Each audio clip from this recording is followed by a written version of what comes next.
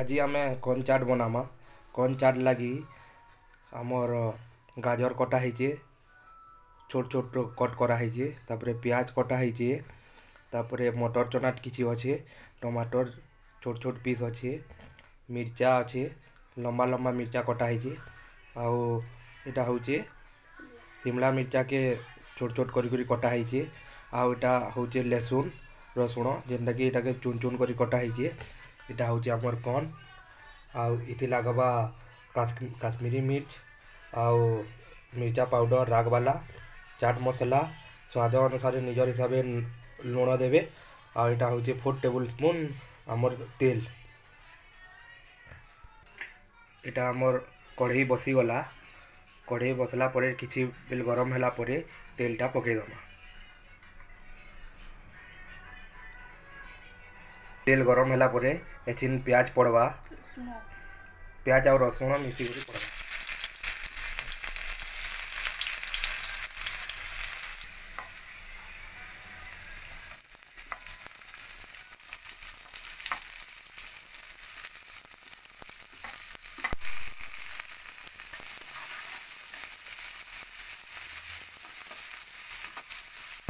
प्याज के बेसी लाल नहीं करबे, हल्का टे सिगला लेके हेले तापरे हमर जते परिवा कटा है पहला गाजर पकाबे। तबे हमर गाजर भी पड़गला है टिके बेल तक मिनटे बेल तक कटे करबे। तापरे हमर ग्रीन मटर पड़वा। जान अच्छे से पकई पारबे, किसी एंता जरूरी ना न कि ग्रीन मटर पकाले ये हवा। ग्रीन मटर पकाले भल लगती। आ आमर मिर्चा टी लंबा लंबा कर कटा है पड़ू। परिवा बेसी तर मैंने सिझाबे ना, टिके टिके कचा कचा थी बेसी सिझाले कण कि टेस्ट भल नहीं लगे, टिके कचा थी भले भल लगती। तापर आमर शिमला मिर्चा पड़वा।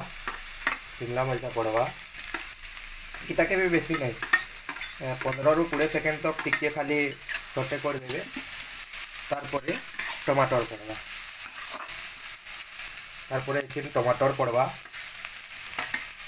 बेसी ना 15 ରୁ 20 सेकेंड पड़ला परे सटे कला परे बाकी तापर मसला आइटम पड़वा।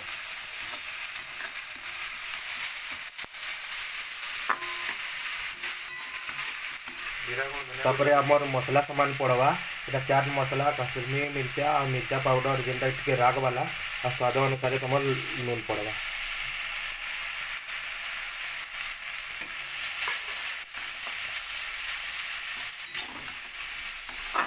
पंद्रह सेकेंड सटे कला परे एसिन आमर कॉर्नटा पड़वा, मकाटा पड़वा। बेसी नहीं पूरा सहज उपाय है, बेसी टाइम भी ना लगे। 10 ରୁ 15 मिनट भितर तुम सब रेडी हो जाए। निजे बन करी सबको फैमिली सहित खाई पारबे, टिफिन भी नहीं पारबे। बढ़िया बहुत बढ़िया टेस्ट आसे। आमन धनिया पतर नाइन ना धनिया पतर थिले भी बहुत बढ़िया दिसी। देखमा फ्रिज की अच्छे ना पकईदमा।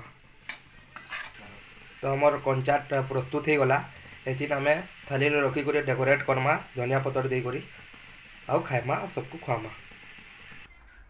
तो आमर एचिन स्वीट कॉर्न प्रस्तुत हो गला। केनता दिशुचे कहून आउ मी टेस्ट करी बतामी केनता लगुचे आउ सबके खुन आ सबे खाऊन। आ वीडियो जदि भल लगला लाइक कमेंट सब्सक्राइब करबे। पहला पहला मोर चैनल इटा नुआटा खुली जाए तो भल लगले टिके कमेंट और लाइक और सब्सक्राइब टिके करबे, सपोर्ट करबे टिके। धन्यवाद। तो आम आज ऐसी कंचाट टेस्ट करमा केनता लगुचे काଣା है देखो। पहला